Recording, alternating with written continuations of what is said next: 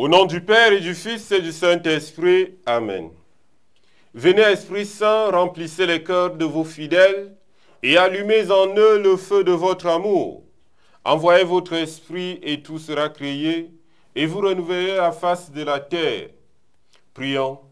Ô Dieu qui avait été conçu du Saint-Esprit, faites que par ce même esprit, nous obtenions l'amour et la connaissance du bien, et qui remplissent de ces divines consolations, par le même Jésus-Christ notre Seigneur. Amen. Évangile de Jésus-Christ selon saint Marc. En ce temps-là, des pharisiens abordaient Jésus et, pour le mettre à l'épreuve, ils lui demandaient: est-il permis à un mari de renvoyer sa femme? Jésus leur répondit: que vous a prescrit Moïse? Il lui dit: Moïse a prescrit de renvoyer sa femme, à condition d'établir un acte de répudiation. Jésus répliqua: c'est en raison de la dureté de vos cœurs qu'il a formulé pour vous cette règle. Mais au commencement de la création, Dieu les fit hommes et femmes. À cause de cela, l'homme quittera son père et sa mère, il s'attachera à sa femme, et tous deux deviendront une seule chair. Ainsi, ils ne sont plus deux, mais une seule chair. Donc, ce que Dieu a uni, que l'homme ne le sépare pas. De retour à la maison, les disciples l'interrogèrent de nouveau sur cette question.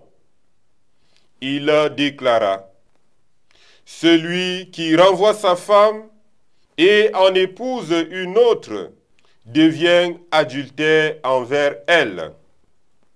Si une femme qui a été renvoyée, si une femme qui a renvoyé son mari en épouse un autre, elle devient adultère. Acclamons la parole de Dieu. Louange à toi, Seigneur Jésus. Dans l'évangile de ce dimanche, les pharisiens tendent un piège à Jésus.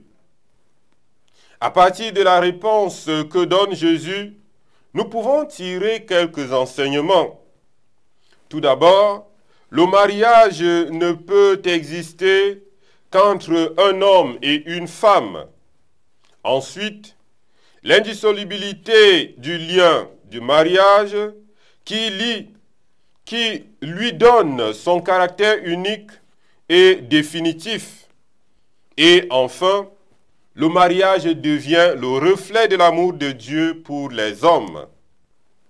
Nous comprenons donc que Jésus veut faire découvrir à ses auditeurs et à travers eux, à nous tous, que le fondement du mariage unique et définitif n'est pas une loi positive que les hommes auraient fabriquée ou au gré des circonstances, mais un commandement divin.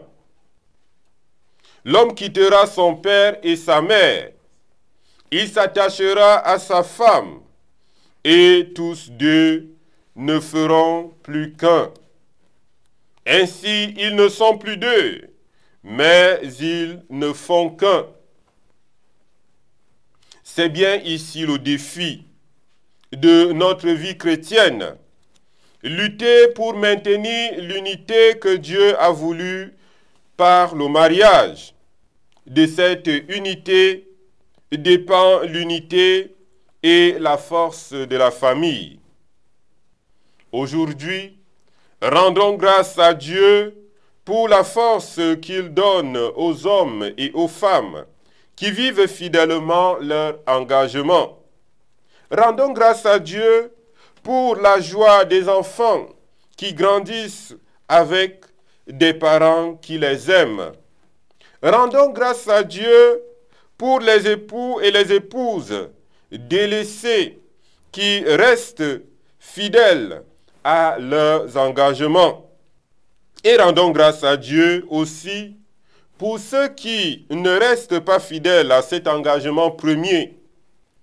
Continuent de chercher à vivre de la vie du Christ et de la parole de Dieu à travers les engagements de leur vie.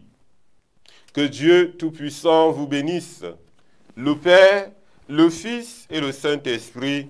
Amen.